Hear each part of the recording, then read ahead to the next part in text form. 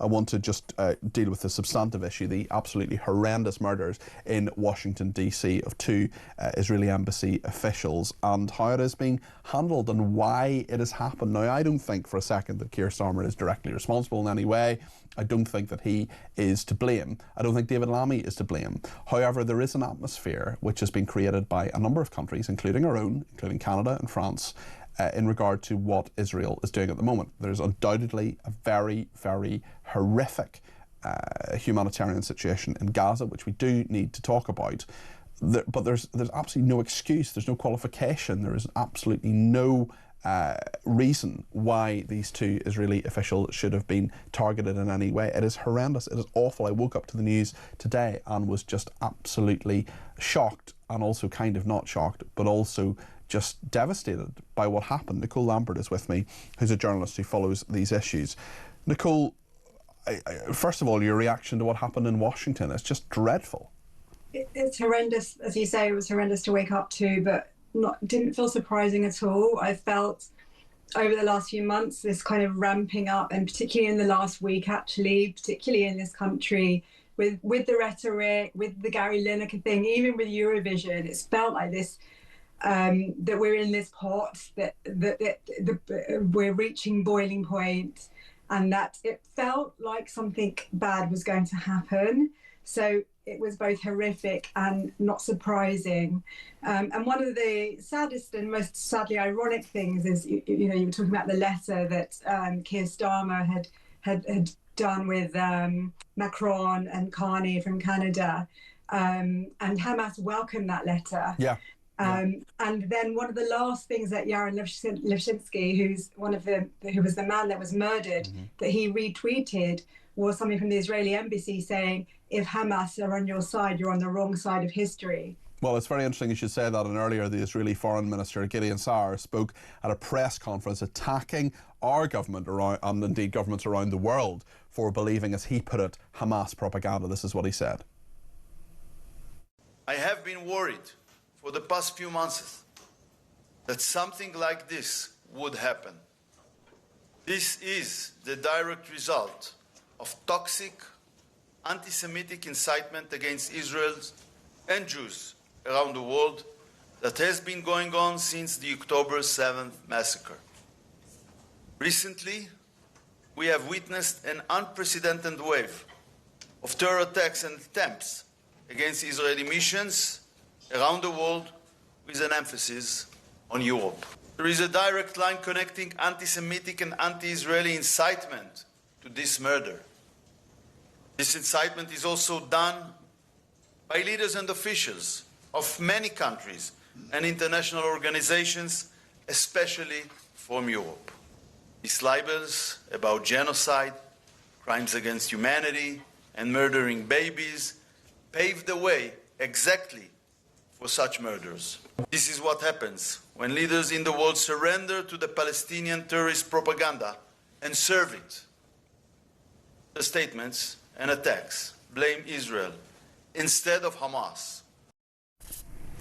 There is a real issue here, Nicole. How do we navigate this? How do we, as friends of Israel, as people who want Israel to survive and thrive, who worry about the people there, but who nonetheless see the humanitarian suffering in Gaza, the innocent civilians who are suffering? I'll shed absolutely zero tears for any Hamas terrorist who dies, but there is clearly an issue here. How do we best navigate this, Nicole? And I'm asking for advice, not just for our viewers and listeners, but for me personally as well. Navigate in what way, would you say? In the sense of supporting Israel as much as we can, supporting the cause of freedom and justice and democracy, but also showing our concern and putting pressure, of course, on Israel, but mainly on Hamas as well, in regard to the humanitarian situation in Gaza. I think you've kind of hit the key there, which is on Hamas as well, and that's something that's not been happening. So personally, I'm against any sort of siege. It is, of course, something that has happened in wars throughout history. For as long as there's been humans, this has been done. It's not something that I feel at all comfortable with. I'm glad to say that humanitarian aid is now going back in, so hopefully that won't be an issue. Of course, the issue remains that it's a dreadful war zone and this is horrendous for the people of Gaza. Some of them have been rebelling against Hamas, not enough. But of course, it's very dangerous for them. Those that did lead the campaigns were murdered. I think I talked to you about it at that time because I interviewed a few of them. Yes.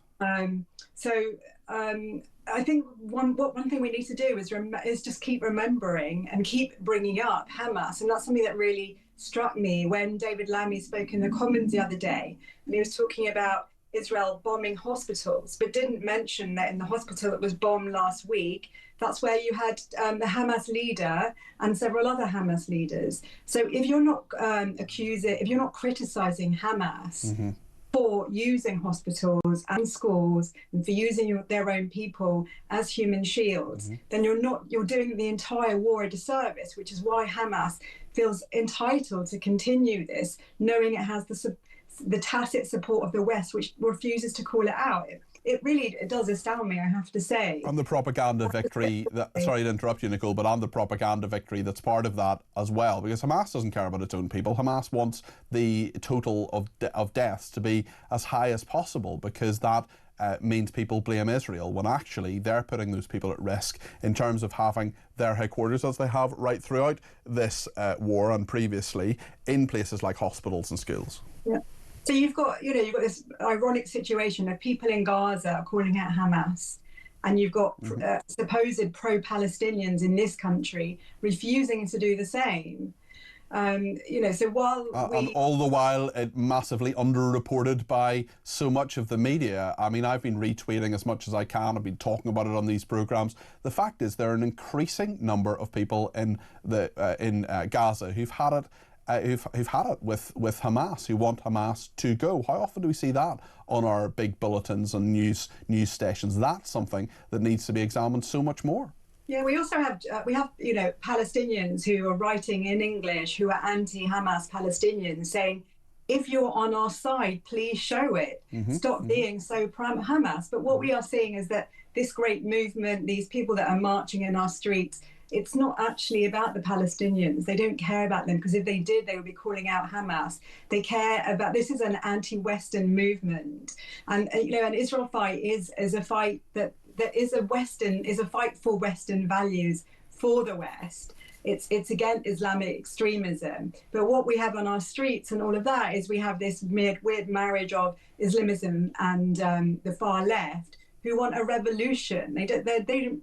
For them, the Palestinians, just as for Hamas, they're just a willing sacrificial lamb, or an unwilling sacrificial lamb. What they really want is what they say they want, which is intifada everywhere. Yeah. They want violence and anger in the street. When you repeat those words, and when you say the words like globalise the intifada, people listen, and that's part of the reason why what happened in Washington happened. Nicole, just before you go, I just wonder if I could ask you about our tweeter who did say about, why don't, was bringing up the issue about why journalists aren't let into Gaza by Israel and Egypt as well. I've got to remember Egypt's part of this as well, which so many people forget.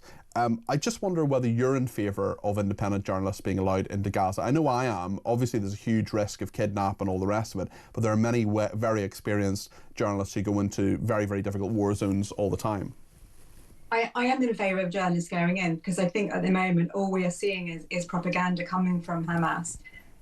So in terms of, for Israel's sake, I think they probably should be allowed in. But at the same time, while journalists do go into war zones regularly, there hasn't really been a war zone like this where everything is a war zone, where, as we discussed, a hospital becomes a battlefront. Yeah.